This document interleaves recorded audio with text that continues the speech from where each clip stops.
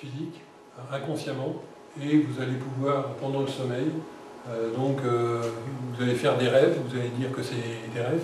En fin de compte, vous aurez peut-être à certains moments rencontré des entités spirituelles et vous aurez communiqué avec ces entités spirituelles qui vous auront conseillé dans certains domaines de l'existence. Et donc peut-être que le matin, vous allez vous réveiller en vous disant « Tiens, ça y est, j'ai une idée, j'aimerais bien faire ceci ou cela ».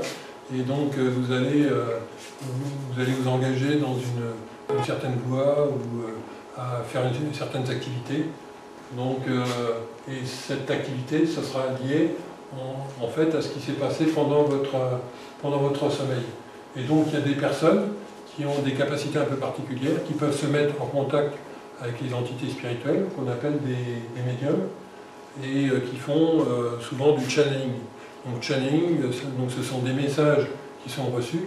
Par exemple, il y a des personnes qui reçoivent des messages de leur fils ou de leur fille qui sont décédés, qui ont réussi à faire des livres entiers avec ça.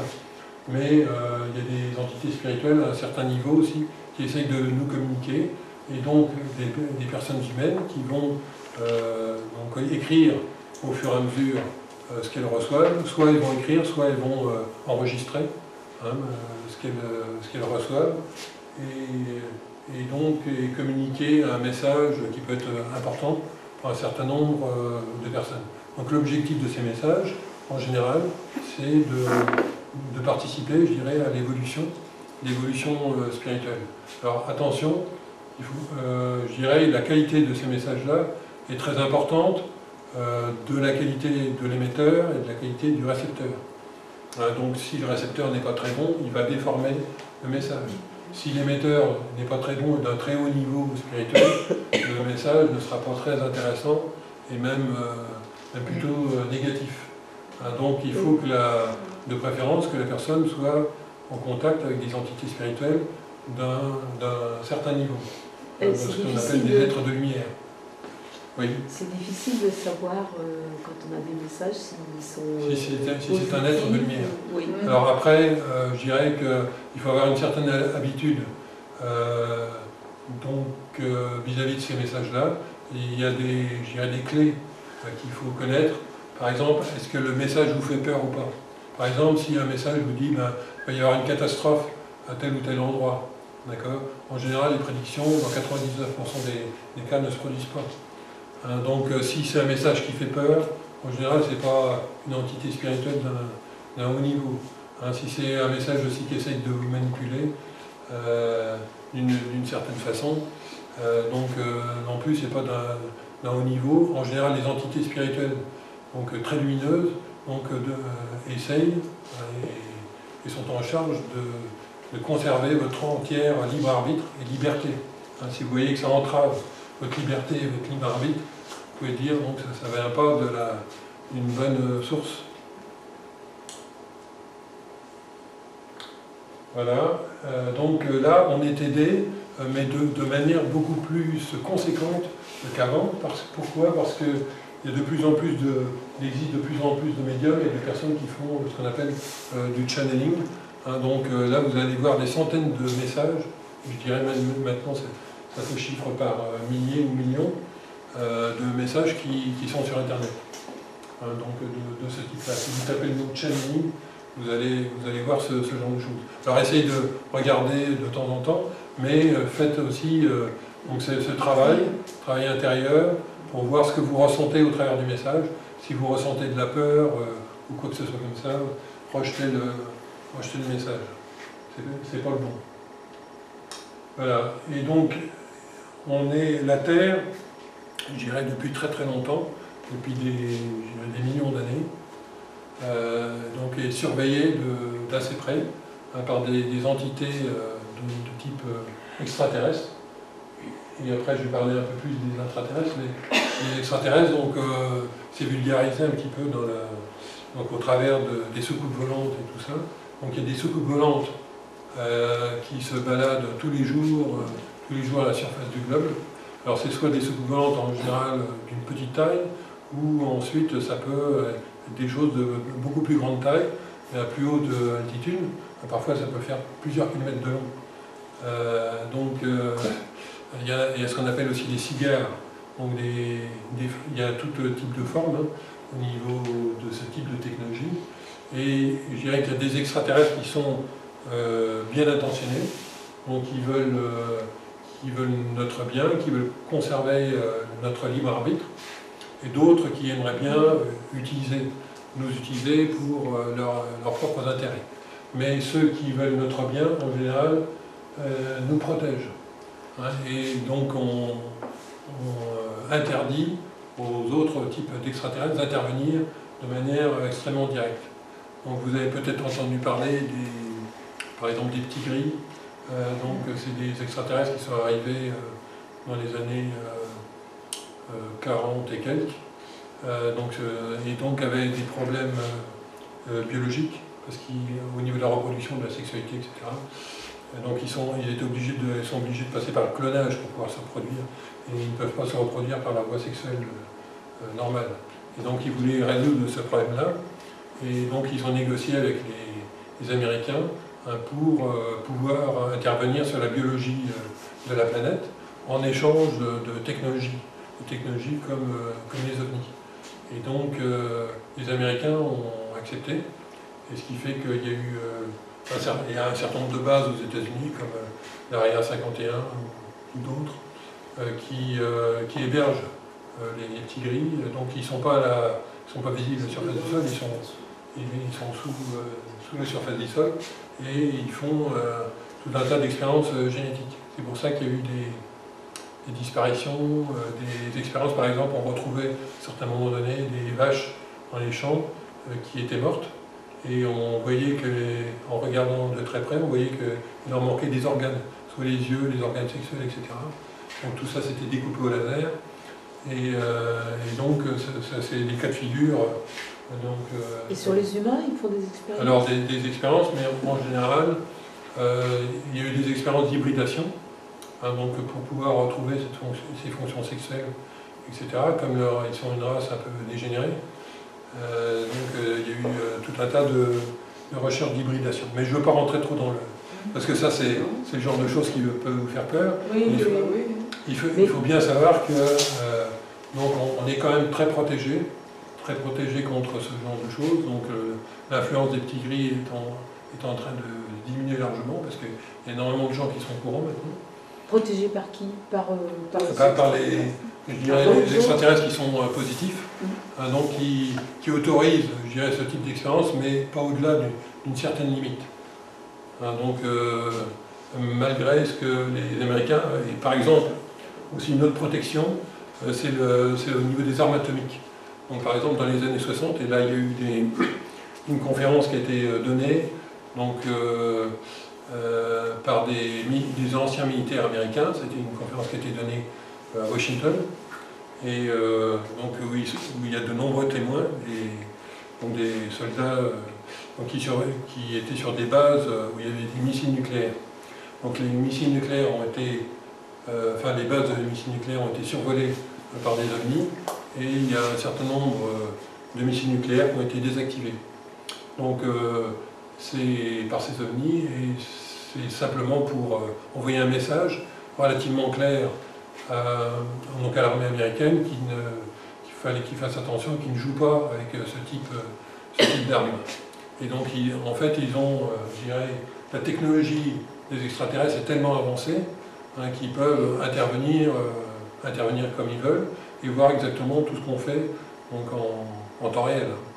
Donc il n'y a aucun problème pour eux.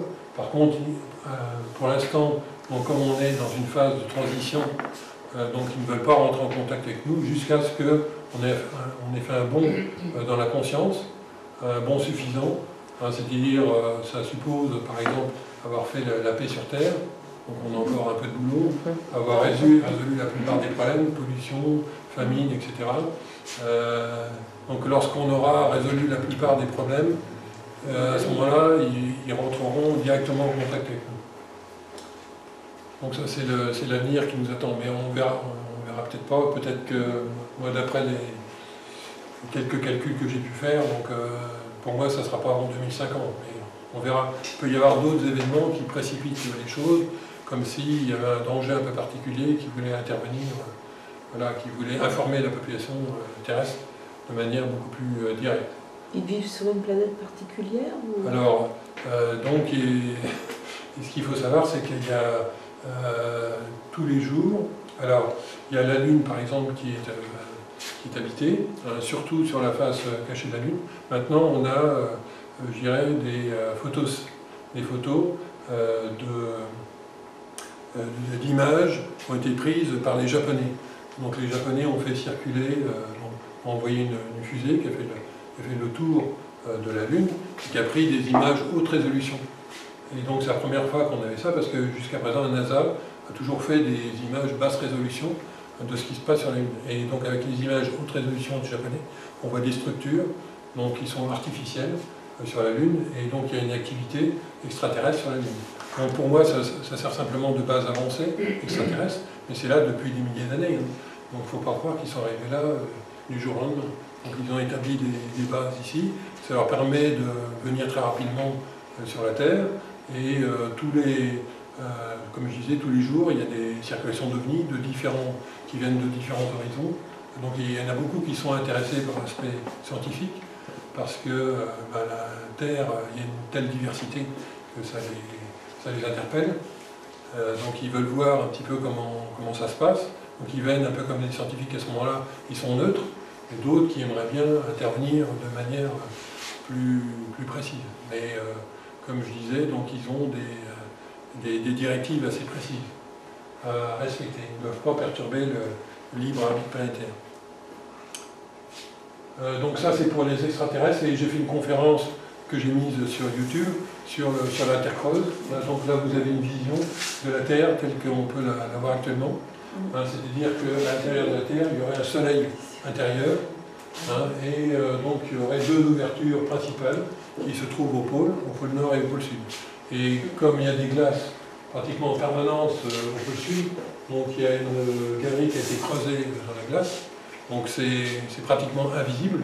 Par contre, au pôle nord, c'est parfaitement visible avec les satellites, et donc on voit une ouverture polaire actuellement, donc, qui permet de rentrer à l'intérieur de la Terre. Et donc à l'intérieur de la Terre, il ne faut pas s'imaginer qu'on tombe sur le soleil intérieur, on va rester simplement à la surface. Donc en imaginant un bateau qui parte d'ici, eh bien il va faire le tour et il va rester sur la surface. Parce que les attractions liées à la gravité vont le maintenir sur la surface. Donc à l'intérieur de la Terre, vous pouvez imaginer qu'il y a des océans, il y a de la végétation qui est luxuriante, une température relativement élevée, tout un tas d'êtres qui vivent à l'intérieur et qui vivent dans une paix depuis quelques millions d'années, parce qu'on dit que la Terre intérieure a commencé à être occupée il y a 18 millions d'années. Et donc ils participent à notre évolution et notamment notre évolution génétique. Donc ils regardent un petit peu tout ce qui se passe au niveau de l'évolution génétique, et donc ils interviennent de temps en temps. Donc je ne sais pas si vous aviez ce type d'information, mais donc vous voyez que là je pense que même si vous ne me croyez pas aujourd'hui, c'est pas grave, donc faites vos propres recherches, et peut-être que dans quelques années vous arriverez à la même conclusion.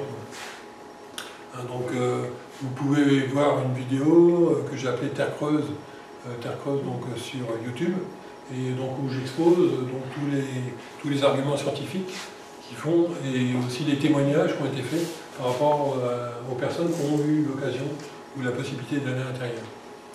Et apparemment, comment dire, la NASA et autres seraient au courant de cette... Oui, ils sont au courant.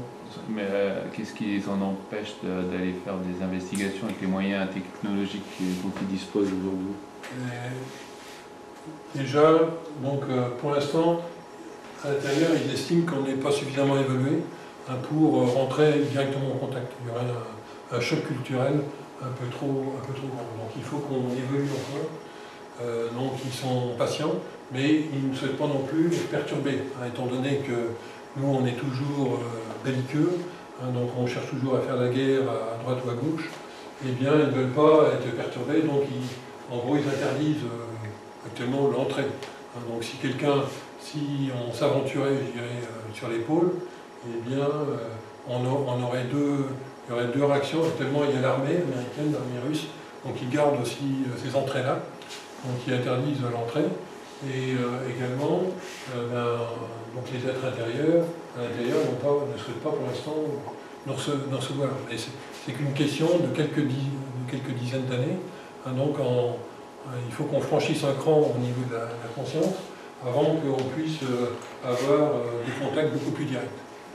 Ce qu'il faut savoir aussi, c'est que la gravité est plus faible à l'intérieur. Donc par exemple, si vous pesez 60 kg en ce moment, et bien, si vous allez à l'intérieur de la Terre, vous ne peserez que 30 kg. Une trentaine de kilos. Donc, les êtres donc les êtres qui ont été rencontrés à l'intérieur. Alors, je ne sais pas s'il y a toutes les races. Toutes les races, mais ils sont beaucoup plus grands. Donc, 3-4 mètres de hauteur. Jules Verne avait raison, alors. Oui, Jules Verne, il a eu des informations très précises là-dessus. Et donc, il a fait un roman un peu particulier. Mais donc, Jules Verne donc est au courant de certaines informations qui étaient diffusées par des initiés. Donc à l'époque, il y avait très peu de gens qui connaissaient ça. Les photos japonaises sont-elles visibles sur le net ou elles sont secrètes? Si vous allez sur Google Earth, ensuite vous sélectionnez sur la Lune, et là vous allez voir sur la face cachée de la Lune une zone un peu particulière, vous allez la reconnaître très rapidement. Donc c'est une zone que vous pouvez voir en détail. D'accord? Et donc vous zoomez sur cette zone-là, et là vous allez voir des structures donc artificielles. Sur Google Earth. Google Earth, et avec la section sur la Lune. Mais ils n'ont pas justement, le gouvernement, il n'a pas caché ça? Alors, le gouvernement américain est au courant depuis 1947, parce qu'il y a une expédition qui a été faite par... Non, mais je parle de Google Earth. Pourquoi ils n'ont pas caché parce que normalement ils cachent? Oui, mais je dirais que là, je pense que ça fait partie de la prise de conscience progressive que l'humanité doit avoir. D'accord. Donc, ils ont laissé fuiter, je dirais, un peu des photos. Également, il y a beaucoup de des personnes amateurs, qui ont des télescopes, qui voient des flottilles d'ovnis qui partent de la Lune. Donc ça, vous verrez de nombreuses vidéos là-dessus. Donc la Lune est occupée et la Terre est visitée très régulièrement. Donc c'est une station un peu balnéaire pour les extraterrestres. D'accord. Par contre, il y en a très peu quand même qui atterrissent. Donc ils regardent quand même d'assez loin. Justement pour éviter toute interaction avec l'homme.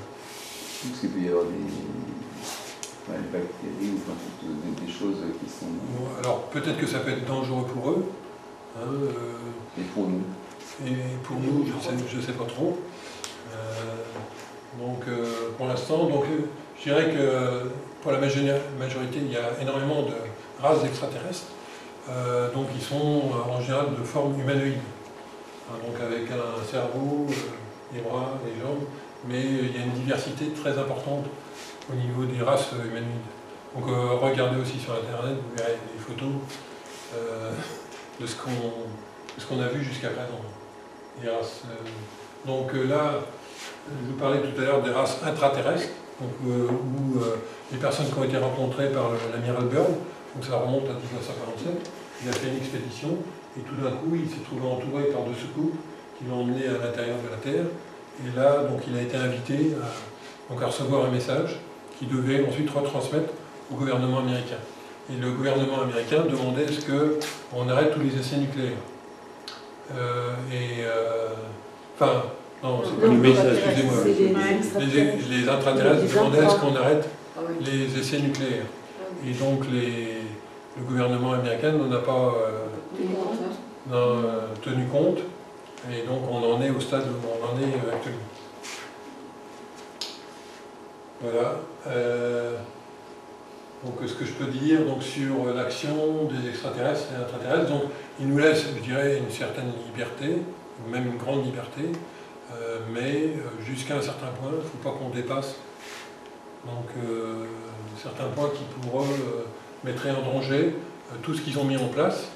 déjà depuis des millions d'années. Parce que nous, on est en gros un terrain d'expérience pour eux.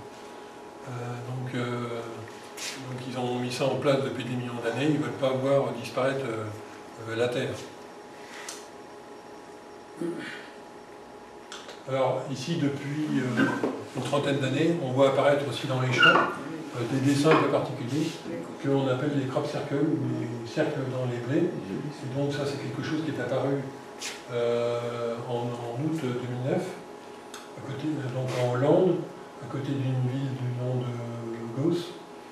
Voilà.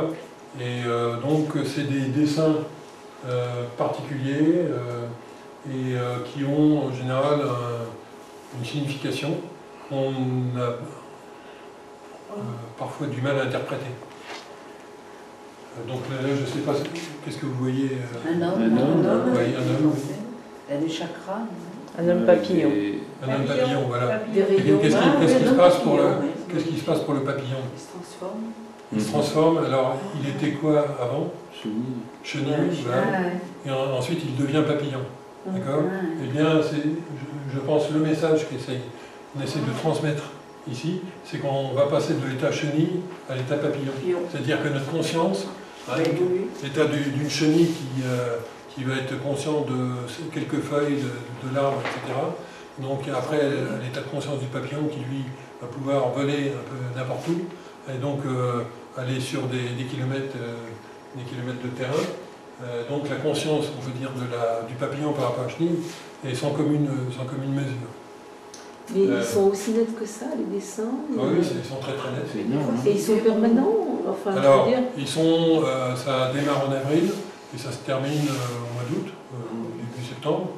Et donc, ils sont centrés principalement dans le sud de l'Angleterre, mais maintenant il y en a un peu partout dans le monde. Et à chaque fois, alors il faut regarder de plus près comment ils sont faits. Alors, il faut regarder au niveau du blé. Et je dirais il y a des petits malins qui s'amusent à faire ce genre de dessin voilà, en utilisant des planches. D'accord? Donc à ce moment-là, le blé il est plié, il est couché donc à la racine. Alors quand on regarde ces crop circles-là, qui sont aussi précis, quand on regarde le blé, en fait il est penché au niveau des nœuds. Vous savez que le blé a différents nœuds, et là il est penché au niveau des nœuds. Et c'est impossible de faire ça avec une planche. Donc on a réussi à le faire de manière scientifique, donc en utilisant des micro-ondes.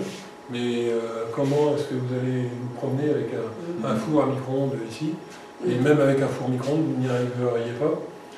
C'est impossible. Donc là, c'est pas destructeur, c'est-à-dire que quelques jours, un peu de pluie et le blé peut remonter. Non, en général, le blé reste quand même donc penché. Donc c'est un peu définitif, je dirais. Et on pense qu'au niveau scientifique, que en fait, c'est les nœuds qui ont été chauffés par des micro-ondes.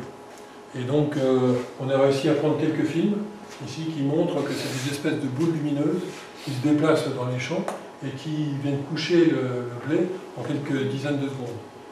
Donc c'est un phénomène extrêmement rapide. On n'a pas énormément de vidéos là-dessus. Et donc on sait que c'est pas fait par l'homme actuellement, ce genre de choses. Et il y a plusieurs dizaines de crop circles qui sont faits tous les ans, donc à différents endroits. Et on est en mesure de dire si c'est des vrais ou des faux crop circles. Voilà, donc j'avais fait une conférence là-dessus sur les crop circles pour essayer de montrer un peu le message qui nous était transmis. Donc, il y a des informations scientifiques, des informations plus spirituelles. Il y en a des fois, c'est que des trucs géométriques, super beaux, mais il n'y a pas de message comme ça, quoi. Oui, alors là je pense que c'est un message plutôt de nature spirituelle. Oui, c'est évident. D'accord, concernant l'évolution de la conscience humaine. On va passer de l'état chenille à l'état papillon. Voilà. Alors, je dirais que le long de notre colonne vertébrale, on a ce qu'on appelle des centres énergétiques. Donc ça, c'est connu déjà par les hindous depuis très longtemps. Et donc, ils ont appelé ça les chakras. Donc ici, il y en a 7 principaux. Et donc la couleur de ces chakras va du rouge au violet, hein. Et donc ça monte au niveau des couleurs. Et donc par exemple ici on a le chakra du cœur, chakra de la gorge, ça c'est le troisième œil. Donc ces chakras ont une certaine activité chez toutes les personnes. Mais si jamais il y a un problème au niveau de l'énergie de ces chakras, ça va retentir sur nos glandes. Vous savez qu'on par exemple, au niveau de la gorge, on a la glande thyroïde. Hein, et donc on a à ce niveau-là, on a ce qu'on appelle le plexus solaire, hein, donc avec la rate et tout ça, le foie. Donc, et puis il y a une glande qui est le pancréas aussi, donc à ce niveau-là. Donc le chakra solaire va retentir sur ces éléments-là de notre corps. Et donc notre corps, si jamais ces aspects énergétiques fonctionnent mal, eh bien ça va affecter notre santé et également notre conscience. Et donc actuellement, ces chakras-là, l'énergie des chakras sont un peu bouleversées par l'activité solaire et galactique.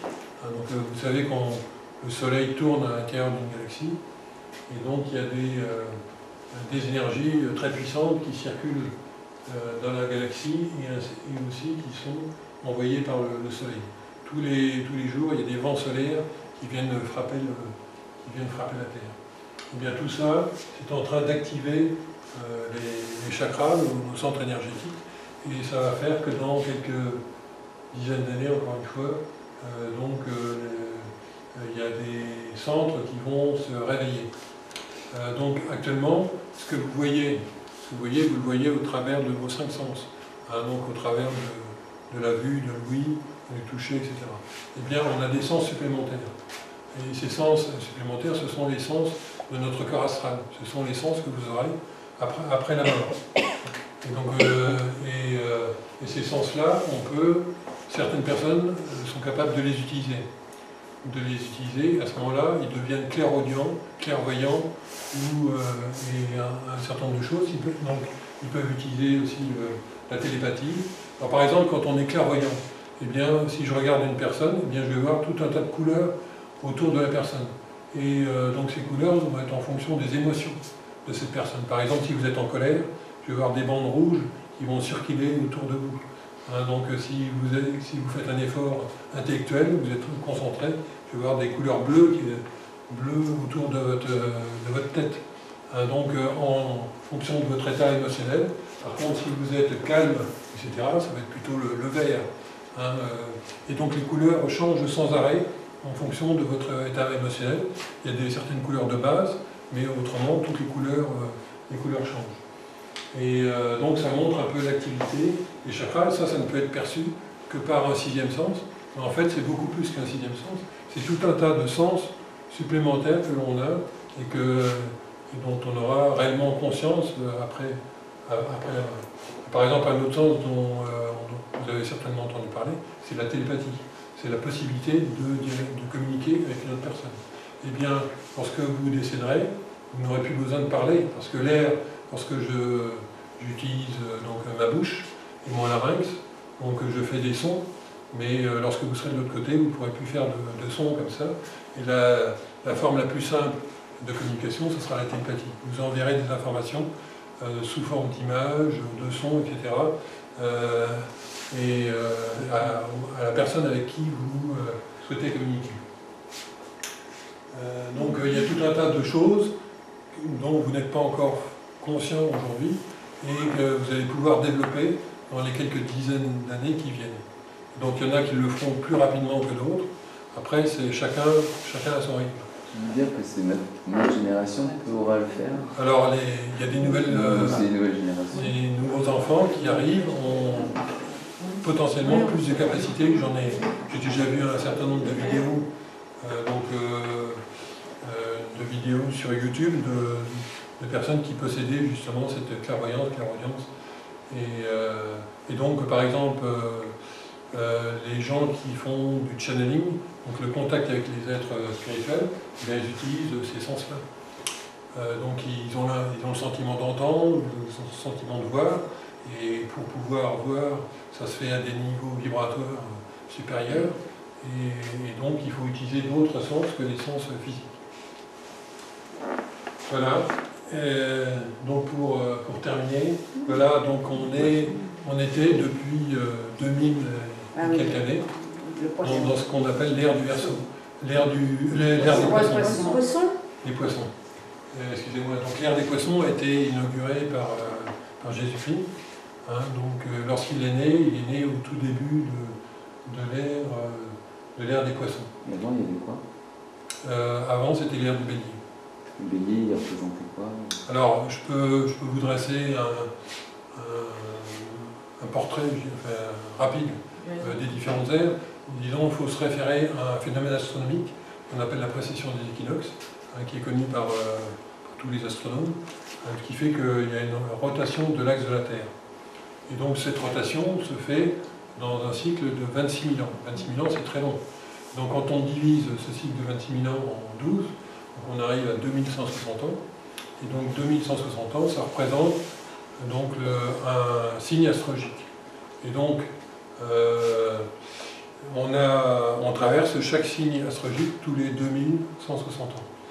Et donc pendant l'ère du bélier, vous voyez le bélier, c'est une représentation d'un animal donc, qui est assez belliqueux.